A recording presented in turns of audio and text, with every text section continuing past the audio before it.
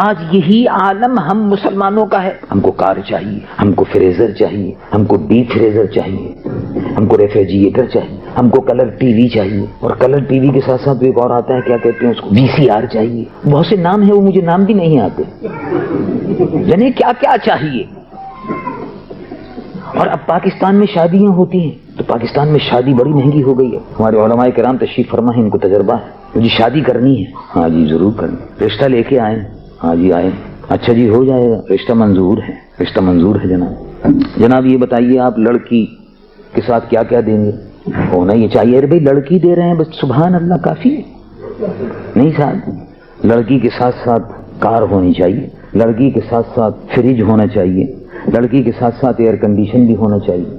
یعنی جہیز میں ماں اور باپ کو لڑکی کے ساتھ یہ سب سامان دینا چاہیے. اور اگر نہیں دیتے ہیں تو پھر تانے ملتے ہیں. لڑکی وہاں سنتی ہے تیرا باپ فقیر, تیری اماں فقیر, نہ یہ دیا نہ وہ دیا, نہ یوں کیا نہ وہ کیا, ایسے ہی چلی آئی ہاتھ پیلے کر کے, منحوس ہے, کچھ نہیں ہے, وغیرہ وغیرہ تانے دیتے ہیں.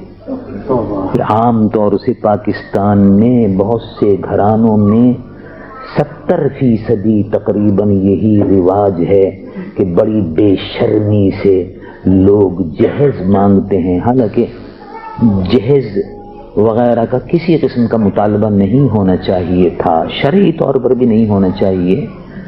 لڑکی نیک اور صالح ہو, بس لڑکا نیک اور صالح ہو.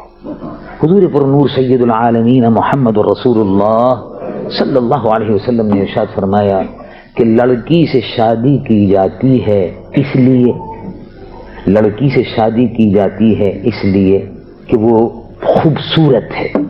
تو فرمایا خوبصورتی ختم ہو جائے گی. کب تک رہے گی خوبصورتی؟ تھوڑے دن بعد خوبصورتی جمال حسن ختم ہو گیا, یعنی بڈھی ہو جائے گی, بال سفید ہو جائیں گے, کلے پچک جائیں گے, دانت نکل جائیں گے. تو کیا ہے, کس لیے کرتے ہو؟ حسین ہونے کی وجہ سے شادی کرتے ہو. تم تلاش کرتے ہو کہ لڑکا خوبصورت ہو, تو لڑکا کیا ہے, کتنے دن جوان رہے گا, تھوڑے دن بعد بڈھا ہو جائے گا, بال سفید ہو جائیں گے, اللہ نہ خیر, اور پھر کمر جھک جائے گی, اور کیا ہو. تو کیا کرنا چاہیے یا رسول اللہ, پھر کیا کروں؟ تو کہا کہ شادی ہوتی ہے حسین ہونے کی وجہ سے, تو حسین ہونے کی وجہ سے مت کرنا. شادی کرتے ہیں پیسے کی وجہ سے, مالدار ہے پیسہ دے گا, اس کا باپ لڑکی کا پیسے والا ہے, تو لڑکی پر بھی نظر ہے اور لڑکی کے باپ پر بھی نظر ہے, دونوں پر نظر ہے. یہ بے ایمانی ہے.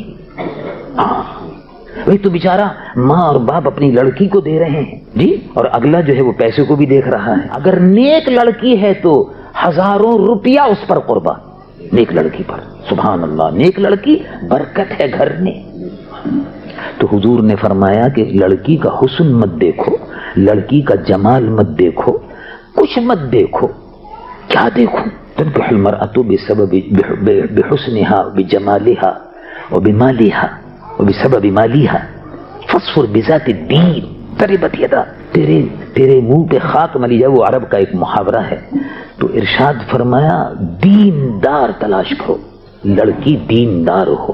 اگر لڑکی دیندار ہے تو سبحان اللہ پھر دیندار ہی لوگ پیدا ہوں گے, اگر لڑکی دیندار ہے.